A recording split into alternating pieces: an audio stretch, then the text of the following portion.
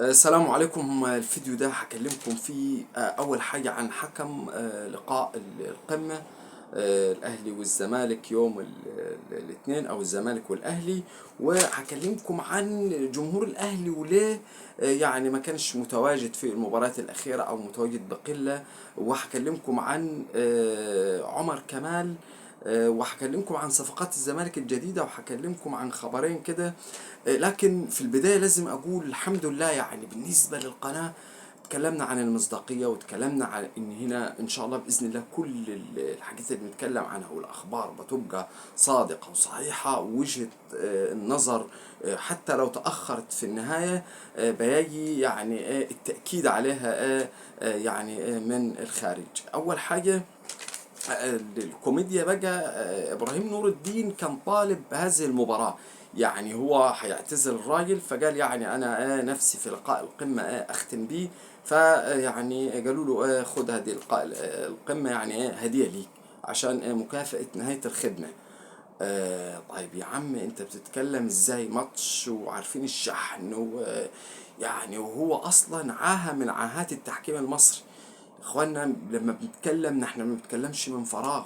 يعني اقسم بالله لو التحكيم المصري كويس او مكافئ لاي تحكيم لدولة عربية كنا قلنا. لكن طب هقول لكم حاجة واثبات على اللي بقوله ده.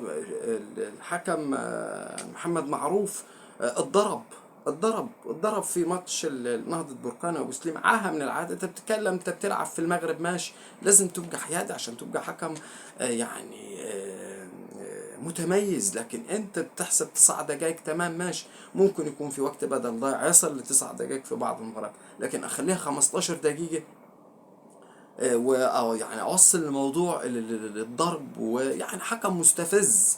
قبل ما نقول هذا التصرف طبعا لا يليق، لكن تتكلم عن الحكام المصريين مشاكلهم كثيرة وما بيقدروش يوقفوا ويظهروا في المباريات الكبيرة. حقيقة كل الحكام المصريين يعني نادرا ما نلاقي حكم واقف على رجله وثابت وقوي ومتميز يعني حقيقة. لكن إبراهيم نور الدين هتبقى مشكلة كبيرة جدا يعني بصراحة ده يعني هو في كلام يعني إنه إبراهيم نور الدين ومحمد عادل لتقنية الفار. طيب الحاجات التانية من الأخبار التانية يعني بتكلم عن عمر كمال. وأنا قلت لكم عمر كمال أفضل لاعب، وطبعا ظهر بمستوى سيء. فطبعا البعض طب ما هو ازاي قال عليه افضل لاعب، وازاي افضل من افضل لعيبه في مصر؟ هيظهر بس هو محتاج وقت، محتاج ثقه. شفنا طبعا كل الفترة اللي فاتت دي، ومحمد هاني طبعا يعني ما بيعرفش يرفع الكرة كويس، وعلى فكرة دفاعا وهجوما. طيب الزمالك بيقرر عدم اللعب في السعودية، يعني مع طبعا إذا كان في إدارة تركي آل الشيخ. وإصابة مروان عطية شفناه، وغالبا طبعا مش هيلعب لقاء القمة. على فكرة الإصابات الأهلي مؤثرة جدا، اللعيبة اللي مش هتلعب. لكن إصابات الزمالك اللعيبة اللي مش هتلعب كويسة جدا وفي صالح نادي الزمالك. يعني إصابات الأهلي مؤثرة جدا جدا. بتتكلم عن علي معلول، بتتكلم عن مروان عطية، بتتكلم عن حسين الشحات، بتتكلم عن إمام عاشور. يمكن محمد هاني هيبقى كويس إنه يظهر لاعب زي عمر كمال.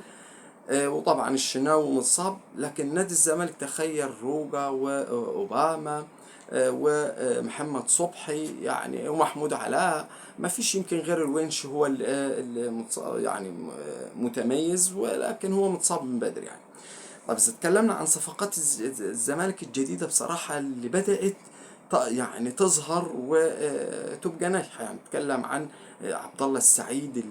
الزمالك طبعا يعني ليه سنين ما عندوش قطعة زي عبد الله السعيد، لكن هو جاء متأخر طبعا. لعب يعني يمكن واحد من أفضل لعيبة في ال 15 سنة اللي فاتت حقيقة. يعني لمسة من رجله بصراحة روعة. محمد حمدي، محمد شحاتة، نصر ماهر، زياد كمال، كل دول اثبتوا يعني كفاءتهم ونجاحهم. لسه بعض باقي اللعيبه بقى لسه يعني لكن من دول كنت بقول لكم سيف جعفر وغالبا مهاب ياسر يمكن يكونوا يعني ما يكونوش تبع المتألقين يعني. لسه ياسر حمد وتيابا محمد عاطف مش معروفين. طيب بالنسبة لكرة يعني اتكلموا عن كرة علي لطفي بتاعت امبارح مع وسام. الكرة يا اخوانا عملت بند يعني علي لطفي صد كرات كتيرة جدا في المباراة. كرات ده في كرة باليد الوسام يعني في منتهى الصعوبة، كرة صعبة جدا جدا جدا قبل الهدف.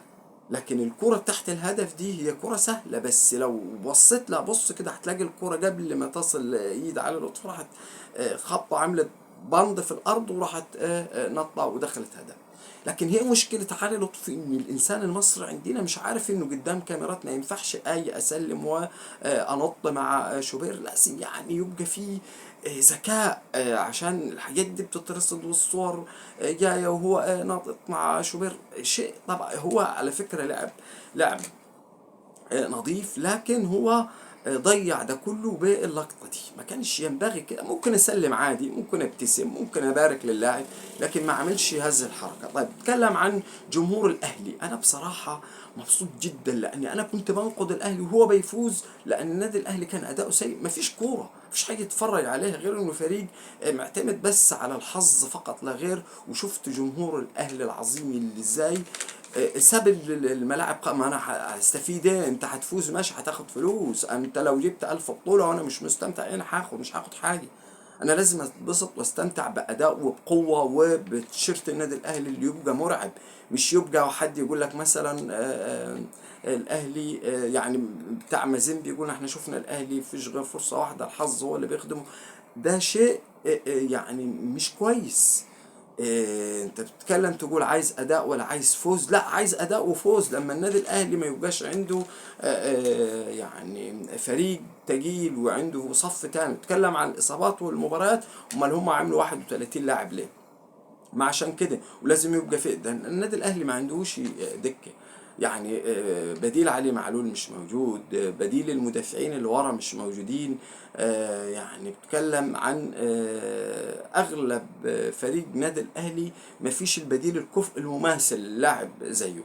النادي الاهلي عنده يعني فلوس يستطيع انه يجيب افضل الصفقات، لكن تتكلم عن الهجوم العقيم السيء اللي ليه سنين. حاجة غريبة جدا يعني. بتتكلم عن لما اتكلمنا في اول السنة في اول الفيديوهات. انت لو مشترك خش على الفيديوهات الاول يقول حاول بقدر الامكان تريح اللاعيبة الكبيرة وتظهر لاعب. يعني بتلاعب الشناوي لاعب، حاول يعني شوبير. لولا ان مصطفى شوبير محافظ على نفسه انت كنت وقعت في مشكله وحاولت تجيب لاعب وكده، لانك انت مش بتشارك. لازم اللاعب الكبير الشناوي كل مباراتين العب شوبير عشان الاجهاد العضلي. معلوله لازم اشوف حد تاني العب كريم الدبس، بدل ما لعبه بعد فتره ما بيلعبش العبه واشاركه كل مباراتين جزء من المباراه. كل اللعيبه دي لازم يبقى في في احاول اجهز البديل. لكن ما كانش يعمل كده كله. كان بيلعب بنفس السكواد وبنفس الفريق. مروان عطية مع لازم هيجيله إجهاد عضلي. مركز 6 كان عندك أكرم أو غيره. بقول لك النادي الأهلي ما فيش أصلا بدل يعني بصراحة.